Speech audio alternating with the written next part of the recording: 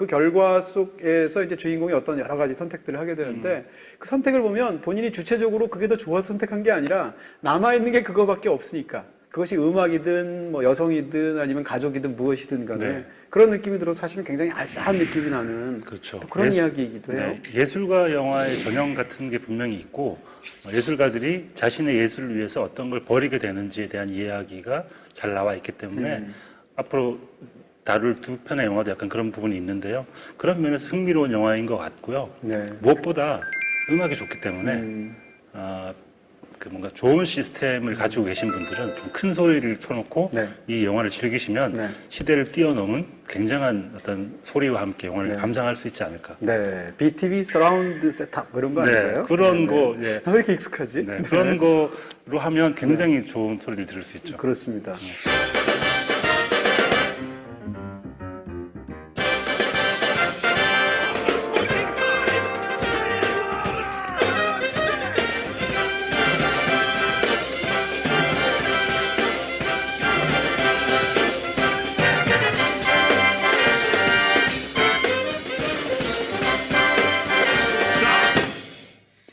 네, 잊지 못할 재즈 영화 3선 두 번째 작품은 뭐 기억이 생생하실 텐데 위플래시입니다. 네.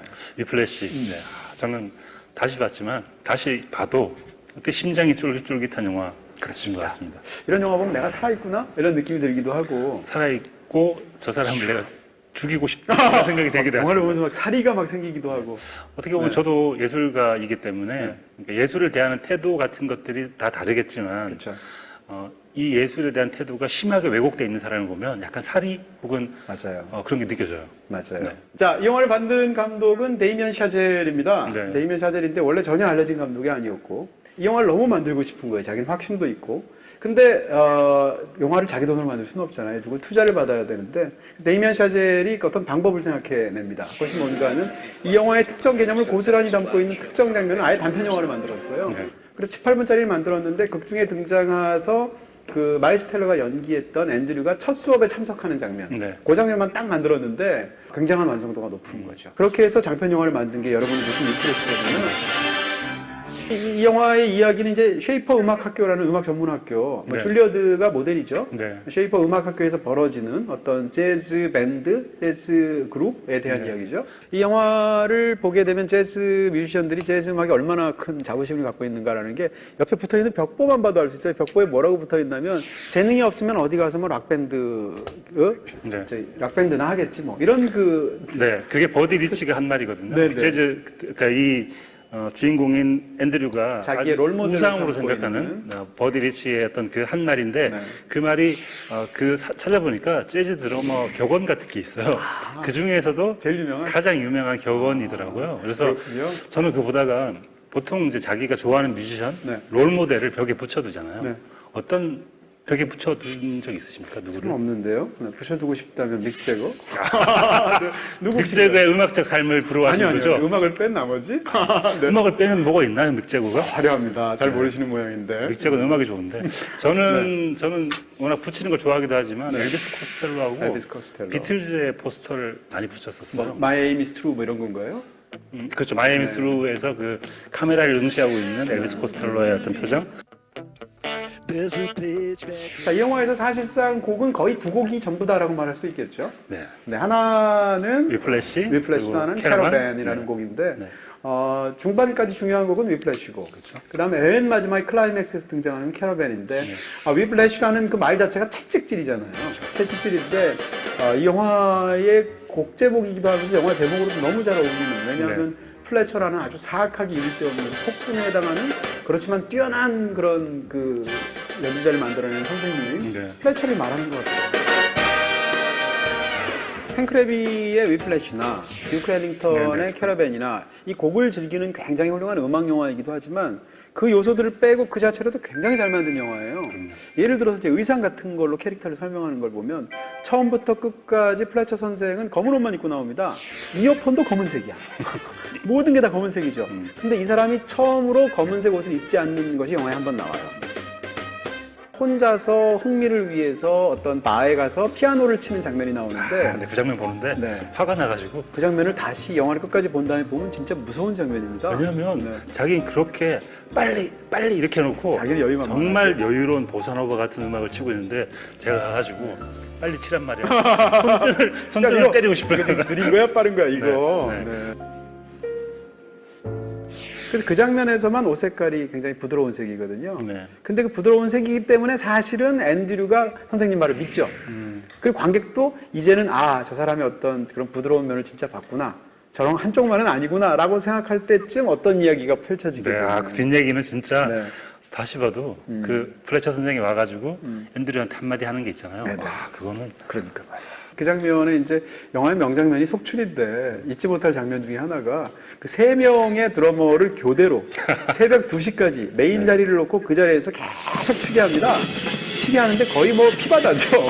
다 끝나고 마지막 플래처의 대사를 진짜 잊어버릴 수가 없습니다. 뭐라고 얘기하냐면 네이먼, 네가 내일이다.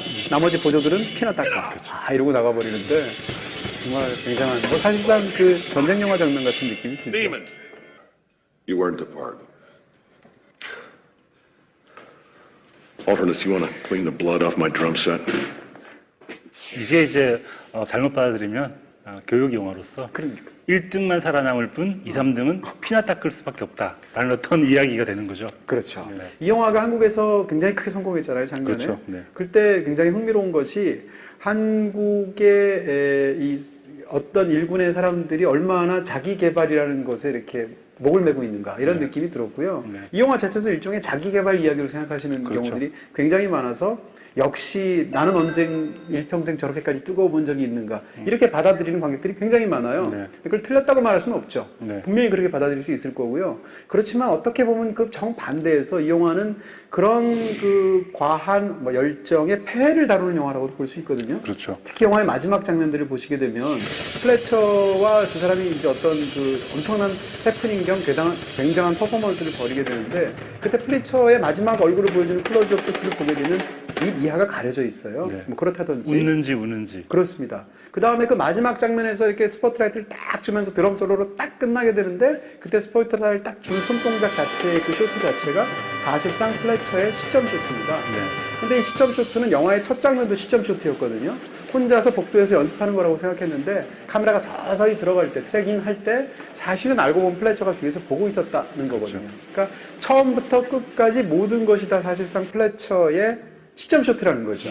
그런 면에서 보면 시선을 가진 자와 권력을 가진 자고 네. 그런 면에서 보면 이 이야기는 사실은 앤드류라는 화려한 개성이 탄생한 것보다는 다른 쪽의 이야기로도 볼 수 있거든요. 네. 근데 이런 것은 상대적으로 조금 더 간과되고 좀 더 이 드라마틱한 그 연주 실력의 향상의 스포트라이트가 받는 그 말씀하신 그 박자 맞추면서 뺨 때리는 장면이 네, 사실 네, 네. 굉장한 장면이잖아요. Look at me. 여러 가지 의미에서 그걸 선생님들이 막 예를 들어서 3 더하기 2에서 뺨 3번, 2번 이렇게 해서 얼마니 이렇게 한다고 생각을 해보세요.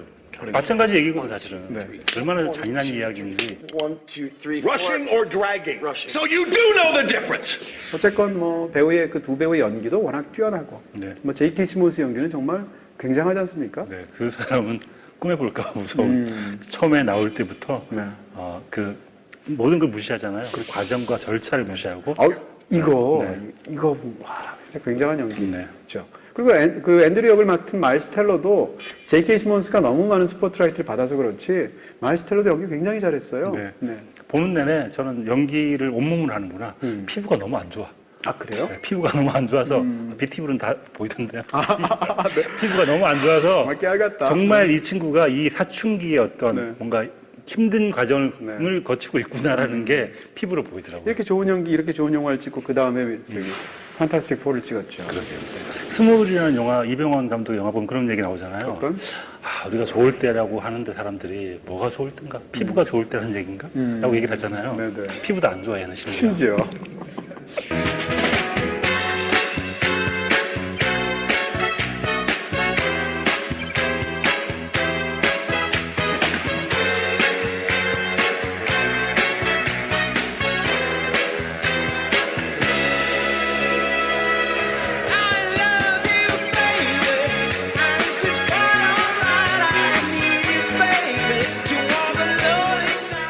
자, 세 번째 영화죠. 사랑의 행로. 어디로 향한 행로인가? 대체 행로라는 게 최진희 씨 노래 제목 같죠? 그래요. 네. 이거